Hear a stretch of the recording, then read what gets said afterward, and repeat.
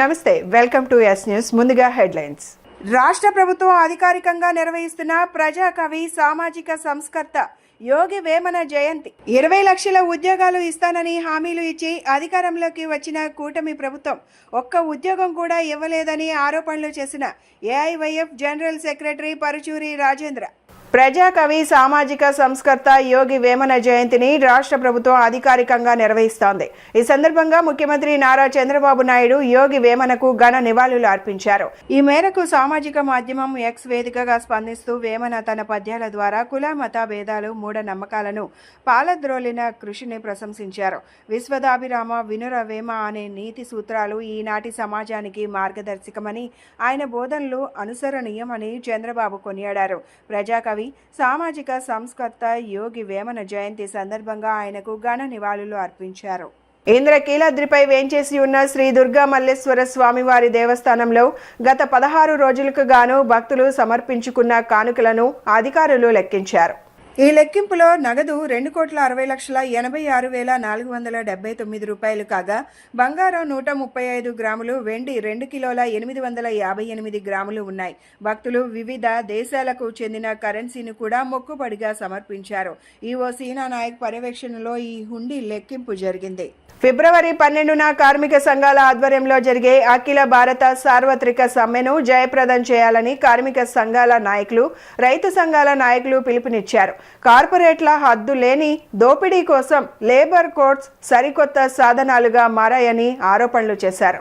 అన్ని రంగాల ప్రజలు న్యాయబద్ధమైన సమ్మెను జయప్రదం చేయాలని విజ్ఞప్తి చేశారు.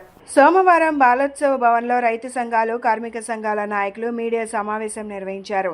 ఈ సమావేశంలో CITU secretary CH Narasimharao, CITUC secretary Venkata Subbaiah, IFTU అధ్యక్షులు పొలారి, ఏఐటియుసి అధ్యక్షులు రవీంద్రనాథ్, రైతు సంఘాల నాయకులు వై కేశవరావు, కేవీవి ప్రసాద్, కౌలు రైతు సంఘం నాయకులు జమలయ్య, ఏఐకేఎఫ్ ప్రధాన కార్యదర్శి వెంకటరెడ్డి తదితరులు పాల్గొని మాట్లాడుతూ కార్మిక వ్యతిరేక 4 లేబర్ కోడ్లకు వ్యతిరేకంగా కార్మిక సంఘాలు, రైతు సంఘాలు దేశవ్యాప్తంగా గత 4 సంవత్సరాలుగా ఉద్యమాలు చేస్తున్నాయన్నారు. కేంద్రం ఇచ్చిన నోటిఫికేషన్కు వ్యతిరేకంగా ఫిబ్రవరి 12న దేశవ్యాప్తంగా సమ్మెకు పిలుపునిచ్చాయన్నారు. కార్మికులు, రైతులు, ప్రజల ఐక్యతను విచ్ఛిన్నం చేసే కేంద్ర ప్రభుత్వ కుట్రలను భగ్నం చేయాల్సిన అవసరం ఎంతైనా ఉందన్నారు. ప్రజలు, ప్రజా సంఘాలు, కార్మిక సంఘాలు, రైతు సంఘాలు సమ్మెను జయప్రదం చేయాలని కోరారు. 5 ఏళ్లైనా అమలు చేయని లేబర్ కోడ్లని అమలు చేయాలని నవంబర్ 21వ తేదీ కేంద్రం ఎగ్జిక్యూషన్ ఆర్డర్ ఇచ్చింది.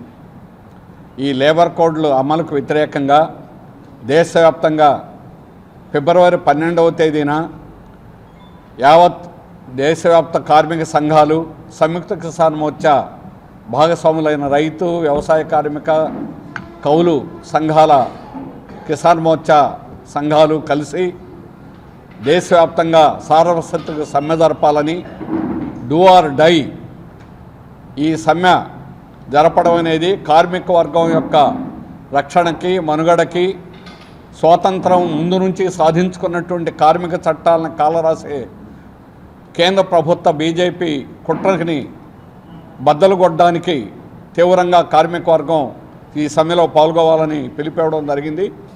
ఈ దేశంలో ఉన్నటువంటి 4 లేబర్ కోడ్లు తీసుకొచ్చి కార్మికుల హక్కులను కాపాడడానికి ప్రభుత్వాలు చూస్తున్న తరుణంలో మన రాష్ట్రంలో కూడా లేబర్ కోడ్లను వేగవంతంగా అమలు చేయడానికి ముఖ్యమంత్రి చంద్రబాబు నాయుడు గారు ఆల్రెడీ పూనుకున్నాడు. ఇప్పటికే రాష్ట్ర అసెంబ్లీలో 8 గంటల పనిదినం ఇప్పటి నుంచో 1886లో నుంచి సాధించుకున్నటువంటి 8 గంటల పనిదినాన్ని 10 గంటలు చేస్తూ మరి తీర్మానం చేశాడు. అదేవిధంగా speed of doing business, easy doing of business అని ఎక్కువ ప్రైవేటీకరణ వైపు ఈ చంద్రబాబు నాయుడు ప్రభుత్వం, ఈ కూటమి పాలకులు ఈ రాష్ట్రంలో తీసుకుపోయి మరి కార్మిక వర్గానికి, వర్కింగ్ క్లాస్కి అంతా కూడా మరి అన్యాయం చేయడానికి చూస్తున్నారు. దీనివల్ల మరి కార్మిక వర్గం, అదేవిధంగా రైతాంగము చాలా తీవ్రంగా నష్టపోయేటువంటి పరిస్థితి ఉంది. కాబట్టి ఈ కార్మిక చట్టాలను 44 చట్టాలలో ఈ లేబర్ కోడ్ల వలన 29 చట్టాలు రద్దుగా పడుతున్నాయి. ఆ 29 చట్టాలలో మరి చిన్న చిన్న పరిశ్రమలు, స్మాల్ స్కేల్ ఇండస్ట్రీస్ అన్నీ కూడా దాదాపు 80% ఈ దేశంలో ఉంటాయి. అటువంటి ఇండస్ట్రీస్ అన్నీ కూడా మూతపడేటువంటి ప్రమాదం ఉంది. ఎందుకంటే మరి ఇప్పుడు ఏదైనా కానీ ఒక పరిశ్రమను మూసివేయాలంటే ఇప్పటి వరకు ఉన్నటువంటి 100 మంది లోపలుంటే ప్రభుత్వ అనుమతి పొందాలి. రాష్ట్రంలో విద్యుత్ సంస్థలో పనిచేస్తున్న సుమారు 3,800 మంది విద్యుత్ రీడర్లకు శాశ్వత పరిష్కారం చూపాలని ఆంధ్రప్రదేశ్ విద్యుత్ మీటర్ రీడర్స్ అధ్యక్షులు శివారెడ్డి కూటమి ప్రభుత్వాన్ని డిమాండ్ చేశారు. గత 20 సంవత్సరాల నుండి ప్రతి నెల ఇల్లు, వాణిజ్య సముదాయాలకు వెళ్లి వినియోగదారులకు కరెంటు బిల్లులు అందించి విధులు నిర్వహిస్తున్నామని, తమ సమస్యలను పరిష్కరించడం లేదని ఆవేదన వ్యక్తం చేశారు. రాష్ట్రంలో విద్యుత్ సంస్థలు విద్యుత్ లీడర్లుగా పనులు నిర్వహిస్తున్న వారికి ఉద్యోగ భద్రత కల్పించాలని నగరంలోని ధర్నా చౌక్లో ఆంధ్రప్రదేశ్ విద్యుత్ మీటర్ రీడర్స్ ఆధ్వర్యంలో నిరసన చేపట్టారు.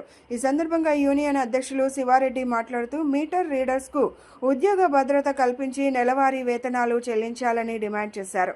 ఉద్యోగ భద్రతతో పాటు ఏమైనా ప్రమాదం జరిగితే సంస్థలోనే ఉపాధి కల్పించాలని డిమాండ్ చేశారు. కరోనా సమయంలో విధులు నిర్వహించి మృతి చెందిన కుటుంబాలకు ప్రభుత్వం న్యాయం చేయాలని కోరారు. ఇప్పటికైనా అధికారులు, ప్రభుత్వాలు స్పందించి తమ న్యాయమైన సమస్యలను పరిష్కరించాలని డిమాండ్ చేశారు. మీటర్ రీడర్స్ ఈరోజు ఈ ధర్నాకు ముఖ్యమైన కారణం ఏంటంటే ఉద్యోగ భద్రత. స్మార్ట్ మీటర్లు రావడం వల్ల మాకు నెల నెల జీతాలు తగ్గిపోతున్నాయి. అందుకని చెప్పి మేము నారా లోకేష్ గారిని కలవడం జరిగింది. అలాగే విద్యుత్ శాఖ మంత్రి గుట్టిపాటి రవికుమార్ గారిని కలిసాము. అలాగే గెలవక ముందు మేము పాదయాత్రలో నారా లోకేష్ గారిని కలిసాము. అలాగే మన గుట్టిపాటి రవికుమార్ గారిని, చంద్రబాబు నాయుడు గారిని, పవన్ కళ్యాణ్ గారిని, మచిలీపట్నంలో పవన్ కళ్యాణ్ గారు అయితే మాకు హామీ ఇచ్చారు, మీటర్ రైడర్స్కి ఎట్టి బస్సులో న్యాయం చేస్తాం. కూటమి ప్రభుత్వం వచ్చిన తర్వాత మేము వాళ్ళతో మాట్లాడి మీకు న్యాయం చేస్తామన్నారు. కానీ 18 నెలలు అయింది, ఇప్పటివరకు ఎటువంటి న్యాయం జరగలేదు. ఒక పక్క స్మార్ట్ మీటర్లు మాత్రం బిగిస్తూనే ఉన్నారు. మాకు న్యాయం చేస్తాను అన్నారు కాబట్టి అది త్వరగా చేయండి, లేదంటే స్మార్ట్ మీటర్లు బిగించడమైనా ఆపండి. స్మార్ట్ మీటర్లు బిగించడం ఆపితే మాకు జీతాలు మాకు ఉంటాయి కాబట్టి స్మార్ట్ మీటర్లు అయినా బిగించడం ఆపండి, లేదంటే మాకు ఉద్యోగ భద్రతను కల్పించండి. మనకి చీఫ్ సెక్రటరీగా ఉన్న విజయానంద్ గారు 2 సంవత్సరాల కిందటే మినిట్స్ రూపంలో ఇచ్చారు. దశల వారీగా మీటర్లు మారుస్తాం కాబట్టి మీటర్ రీడర్లో అర్హతను బట్టి వాళ్ళకి ఉద్యోగ భద్రత కల్పిస్తామని చెప్పారు. అలాగే ఎస్క్రే అకౌంట్ ఇస్తామన్నారు. ఏ ఒక్కటి కూడా 2 సంవత్సరాలు గడిచినా మా డిమాండ్స్ నెరవేరలేదు కాబట్టి సిఎస్ గారు రిటైర్మెంట్ కూడా అయిపోయారు. 3 నెలలు ఎక్స్టెన్షన్లో ఉన్నారు. కావున ఇప్పుడైనా సరే మా డిమాండ్ ఏదైతే ఉందో మీటర్లకు ఉద్యోగ భద్రత కల్పించాలని చెప్పి మేము డిమాండ్ చేస్తున్నాం. కేంద్ర రాష్ట్ర ప్రభుత్వాలపై సిపిఎం రాష్ట్ర కమిటీ సభ్యులు డివి కృష్ణ, జిల్లా పార్టీ కార్యదర్శి వర్గ సభ్యులు దోనేపూడి కాశీనాథ్ పలు ఆరోపణలు చేశారు. కేంద్రంలోని మోడీ ప్రభుత్వానికి రాష్ట్రం ప్రభుత్వం, రాజకీయ నాయకులు దాసోహమయ్యారని ఎద్దేవా చేశారు. రాష్ట్రంలో ప్రజాస్వామ్యం అపహాస్యం పాలవుతుందన్నారు. కేంద్ర రాష్ట్ర ప్రభుత్వాల ప్రజా వ్యతిరేక విధానాలకు వ్యతిరేకంగా పోరాటాలు చేయాల్సిన అవసరం ఉందని వెల్లడించారు. సోమవారం సిపిఎం పార్టీ ఆధ్వర్యంలో శ్రీశ్రీ భవన్లో మీడియా సమావేశం జరిగింది. ఈ సమావేశంలో రాష్ట్ర కమిటీ సభ్యులు కామ్రేడ్ డివి కృష్ణ, జిల్లా పార్టీ కార్యదర్శి వర్గ సభ్యులు దోనేపూడి కాశీనాథ్ పాల్గొని మాట్లాడుతూ కేంద్ర ఉపాధి హామీ పథకానికి పేరు మార్చి పథకం యొక్క లక్ష్యాలను నీరుగార్చేలా మోడీ ప్రభుత్వం చేసిందన్నారు. ప్రజల పక్షాన నిలబడి న్యాయం కోసం పోరాటం చేస్తున్న రైతు సంఘ నాయకుడు అప్పల రాజుని నాన్ బెయిలబుల్ కేసులు పెట్టి అరెస్టు చేయడం దుర్మార్గమన్నారు. కేంద్ర రాష్ట్ర ప్రభుత్వాల అప్రజాస్వామిక పాలనకు వ్యతిరేకంగా ప్రజాస్వామ్యవాదులు, ప్రజాతంత్రవాదులు, లౌకిక శక్తులు, ప్రతిపక్ష పార్టీలు, వామపక్ష పార్టీలు అన్ని పెద్ద ఎత్తున పోరాటాలు చేయాల్సిన అవసరం ఉందన్నారు. ఈ మధ్య ఉపాధి హామీ చట్టాన్ని తూట్లు పొడిచి నిర్వీర్యం చేయడానికి దేశమంతా కార్పొరేట్లకు అప్పచెప్పడానికి సిద్ధపడింది. పేరు మార్చడమే కాదు, మహాత్మా గాంధీ పేరు మార్చడమే కాదు, అసలు ఆ పథకాన్ని నిర్వీర్యం చేయడానికి సిద్ధపడుతుంది. దీంట్లో ప్రధాన అంశం ఏంటంటే లేనిదాన్ని పెద్ద ఎత్తున ప్రచారం చేసి ఓదరగొడుతుంది. 100 రోజుల పని 125 రోజులు కేటాయించామని. కానీ అసలు విషయం ఏంటంటే గతంలో 100 రూపాయలు ఖర్చు అయితే 90 రూపాయలు కేంద్ర ప్రభుత్వం భరించేది, 10 రూపాయలు రాష్ట్ర ప్రభుత్వం భరించాలి. కానీ ఇప్పుడు 40% రాష్ట్ర ప్రభుత్వం భరించాలి, 60% కేంద్ర ప్రభుత్వం భరించాలి. అంటే దీంట్లో రాష్ట్ర ప్రభుత్వం మీద చాలా పెద్ద ఎత్తున భారం పడే పరిస్థితి ఈ రోజున వస్తుంది. ఆ రీత్యా ఈ పథకం దాదాపు నిర్వీర్యం అయ్యే పరిస్థితి వస్తుంది.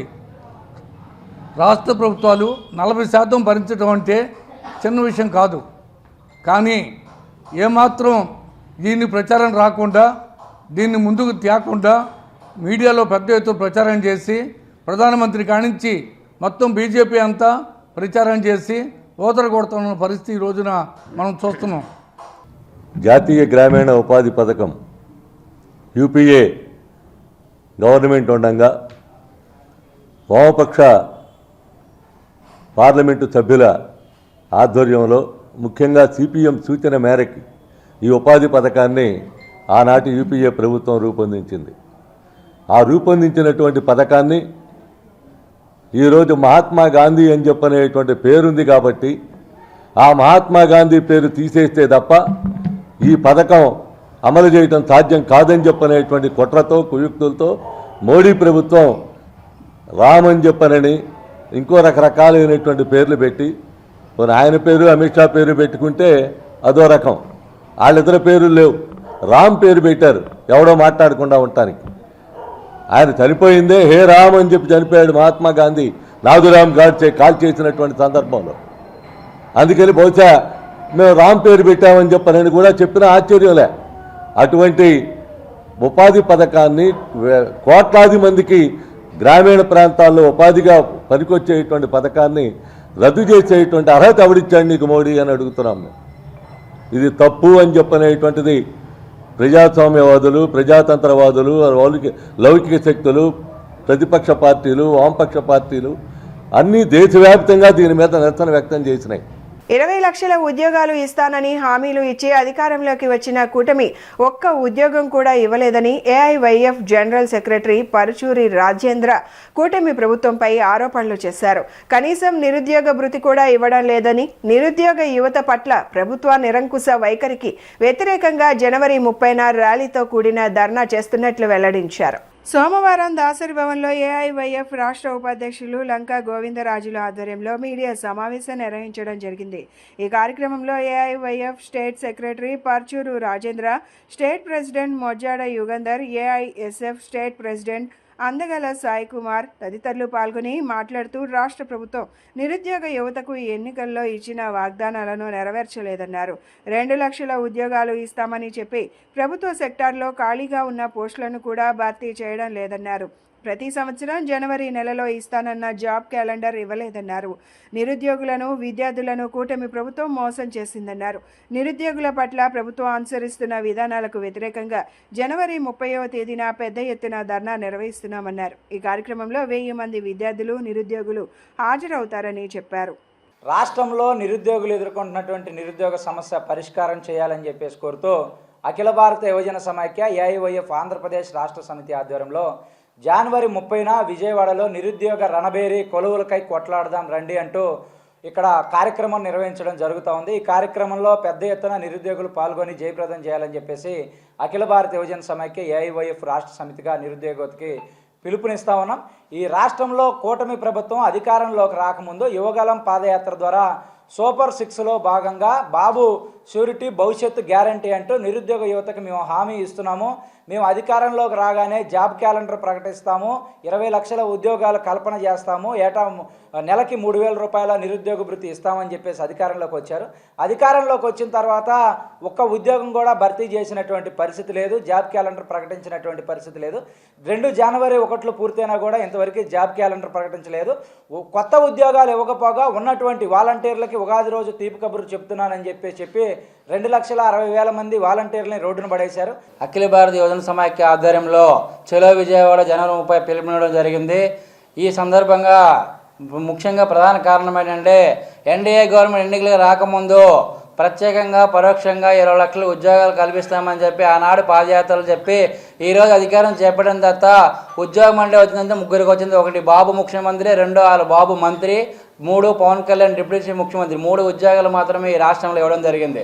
అధికారంలోకి వచ్చే సంవత్సరానికి 4 లక్షల ఉద్యోగాలు ఇస్తామన్నారు కానీ సంవత్సరం 20 నెలలు అవుతున్నా ఇప్పటి వరకు 3,50,000 ఉద్యోగాలు ఈ రాష్ట్రంలో తీయడం జరిగింది. తక్షణమే అవుట్సోర్సింగ్ పద్ధతుల్లో కానీ, వివిధ రూపాల్లో కానీ తీసిన వాలంటీర్లు కానీ, ఏపీ బెవరేజ్ కానీ, సిఎండిసి రేషన్ డిపోలకు సంబంధించిన కానీ ఈ ఉద్యోగాలన్నీ తక్షణమే భర్తీ చేసి కొత్త ఉద్యోగాలు కల్పించి నోటిఫికేషన్లు ఇవ్వాలి.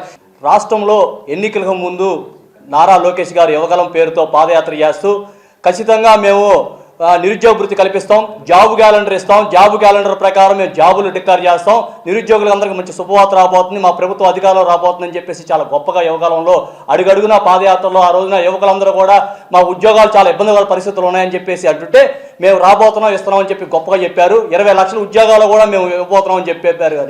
కానీ ఇప్పటికీ 20 నెలలు గడుస్తున్నా కూడా ఒక ఉద్యోగం కూడా ఇచ్చే పరిస్థితి లేదు. రాష్ట్రంలో ఆ రోజున వాళ్ళు చెప్పినవే 2,76,000 పైనే ఉద్యోగాలు ఖాళీగా ఉన్నాయన్నారు. ఈ రోజు చూస్తే 3 లక్షల పైనే రాష్ట్ర ప్రభుత్వంలో ఖాళీగా ఉన్నాయి. ఉద్యోగాలు ఎక్కడ కూడా తీసే పరిస్థితి లేవు. నిరుద్యోగులు ఎదురు చూస్తున్నారు, ఎప్పుడు చేస్తారని చెప్పేసి చాలా ఇబ్బందికరమైన పరిస్థితులు ఉన్నాయి రాష్ట్రంలో. అదే కాకుండా జాబ్ క్యాలెండర్ ఇస్తాం, లేకపోతే ఖచ్చితంగా నిరుద్యోగ వృత్తి 3,000 రూపాయలు ఇస్తామని చెప్పేసి చాలా గొప్పగా చెప్పారు. ఈ రోజు నిరుద్యోగ వృత్తి ఇవ్వమని చెప్పి అడుగుతుంటే చంద్రబాబు నాయుడు గారు కానీ అదేవిధంగా నారా లోకేష్ గారు ఆనాడు పరీక్ష నిర్వహిస్తుంటే కోర్టులో స్టే చేసి మరీ ఆ పరీక్షని అడ్డుకోవడం జరిగింది. అదేవిధంగా మళ్ళీ పరీక్ష నిర్వహించిన తర్వాత ఇప్పటి వరకు కూడా వాళ్ళకి దారి కనిపించుకున్న పరిస్థితి వాళ్ళ నిరుద్యోగులు వేచి చూస్తున్నారు. ఇప్పటికీ కోర్టులో కేసు వేసినటువంటిది ఎన్డీఏ కూటమి ప్రభుత్వం ఇప్పుడు అధికారంలో ఉంది. కాలం గడుస్తున్నా కానీ వాళ్ళకి యూపీపీఎస్సీ వాళ్ళకి ఎటువంటి దారి చూపించకుండా ఈ ప్రభుత్వం నడుస్తుంది. కావున వెంటనే యూపీపీఎస్సీ వాళ్ళ గురించి ఆలోచన చేసి వాళ్ళకి దారి చూపించాలని చెప్పి నిరుద్యోగుల పక్షాన మేము ఏఎఫ్గా ఈ సందర్భంగా కోరుతున్నాం. అదేవిధంగా అధికారంలోకి రాకముందుగా అనేక వాగ్దానాలు ఇచ్చినటువంటి వాగ్దానాలు ఏమైపోయాయని చెప్పి చంద్రబాబు నాయుడు గారిని అదేవిధంగా నారా లోకేష్ గారిని మేము అడుగుతున్నాం. బులెటిన్ ముగించే ముందు హెడ్లైన్స్ మరొకసారి. రాష్ట్ర ప్రభుత్వం అధికారికంగా నిర్వహిస్తున్న ప్రజాకవి సామాజిక సంస్కర్త యోగి వేమన జయంతి. 20 లక్షల ఉద్యోగాలు ఇస్తానని హామీలు ఇచ్చి అధికారంలోకి వచ్చిన కూటమి ప్రభుత్వం ఒక్క ఉద్యోగం కూడా ఇవ్వలేదని ఆరోపణలు చేసిన AIYF general secretary Paruchuri Rajendra. ఇవి ఈనాటి బులెటిన్ అప్డేట్స్. మరొక బులెటిన్లో మళ్ళీ కలుసుకుందాం. నమస్కారం.